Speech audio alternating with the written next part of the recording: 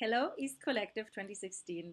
This is like my 100th attempt to make a video for you. And I'm trying to be really short, but it always becomes too long. So let me make two videos. This video is about just updates on East, how it has evolved so far.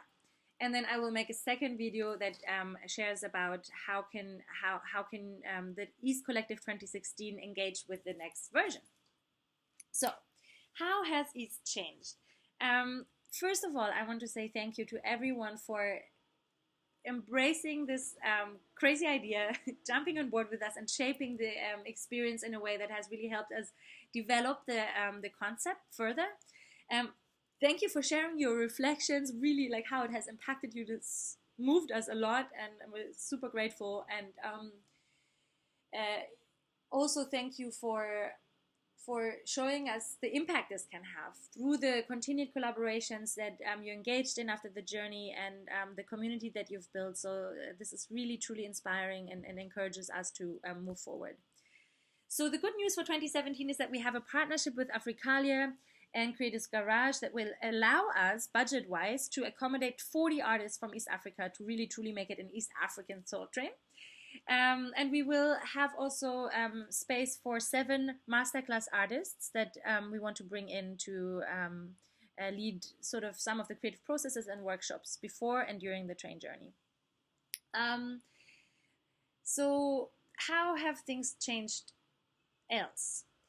It has become now a 5-day project. 2 days in Nairobi, 1 day on a train, and 2 days in Kilifi. And so we will start on the 2nd of February, and it will go on to the 6th of February. So on the 2nd of February, it's a Thursday. All the artists are coming together to meet, and we have a creative boot camp to really get everyone on the same page in terms of how can we go deeper as creatives, both in our own disciplines, but also in a cross-disciplinary sort of collaboration approach.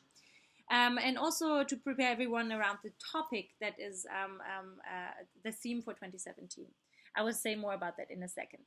And then in the evening, we want to have a flashback to 2016 to really show you who are you, the 2016 collective, what are the things that you've worked on, what came out of the train, sort of like receive the new collective and induce them into this whole like family and the experience and this community of support that you have built.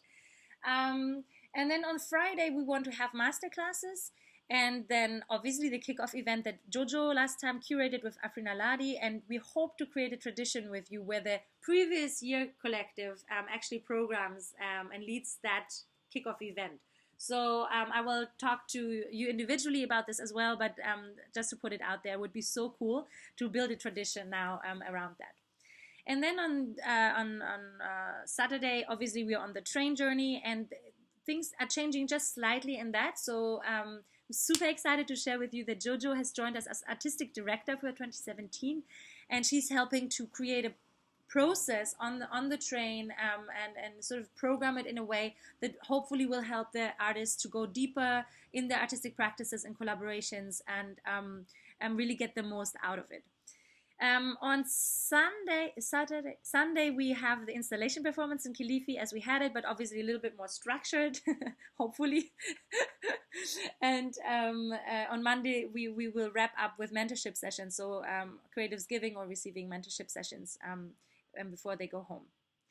And sort of prepare, so what does it mean to be part of East Collective, and what are the next steps, because we really hope this to grow into a community of support and practice, and we are working on creating connections also globally, but obviously also regionally, that will help really show you as creators from East Africa your perspectives, your work, and we really want to see how can we help you get the most support that you can to show your amazing work to the world.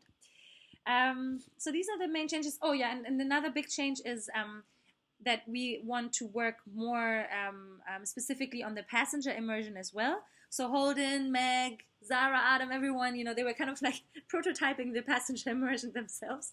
But in 2017, we really want to work on how can creatives engage with their audiences in a way that is different from, I present my work and you consume it. So how can creatives help other people to go into creative processes, and how can the passengers have an experience that goes beyond their, like daily lives, where they can go and access different parts of themselves as well. And another big change is that we will make EAST application based. This is because it has received so much buzz, and we only have 40 spots. So we will have to make a selection to make sure that we have different disciplines represented, different regions represented, and also different levels of artistic sort of practice. We really want to make sure that we create a community where accomplished emerging artists can learn and work with each other. Yes, so much for that. I will now end this video and create another one where I show you how can the EAST Collective 2016 participate in the next round. We are excited. The applications are going out today, and if you know a creative that you think should be part of this experience, or someone as a passenger, pass it on to them. The applications are open for 3 weeks only, and yeah, we are excited to see what will happen. As a last thing, maybe thank you to Checkmate for giving us the beautiful theme of Kovu Safarini.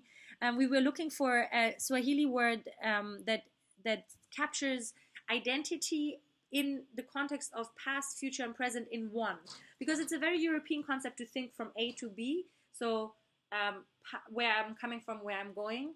And I was lectured that the more Kenyan or East African, or arguably African time concept would be more circular. So we are our ancestors and our future in one. And it was so cool because I realized also the train itself, is like a mesh of European and African things. So on the one hand, it's super European. You have it go from A to B. It's sort of like a means to exploit and oppress, and sort of like be very efficient in time and space. So it's very, very linear. But when you're in the train, as you know, the time starts looping in a weird way, and there's like a time suspension, and like the past and the future, and everything is sort of like in a ball of contemplation, tangible in the now. So it's so amazing that it's like really like both concepts in one. And I think that Kovu Safarini is a beautiful theme because it means the scars acquired on the way. Scars sort of symbolize, a transformation from a wound to a scar. It reminds us, and it's like it's like the past in the now, and then at the same time, it's also what makes us, right? It's like it's identity. What makes us is the challenges and the successes that we go through. And then also, I think it's a beautiful theme because, in a way, if you look at the train, is a scar in the landscape and in the history, because it has such a baggage. Right, because it's colonial, it used brown, white, and black bodies to be built, and it has so many different layers of meaning, both positive and negative, that it is such a rich topic to explore from an artistic perspective. So this has now become an 8-minute video. I love you a lot, and see you in the next video.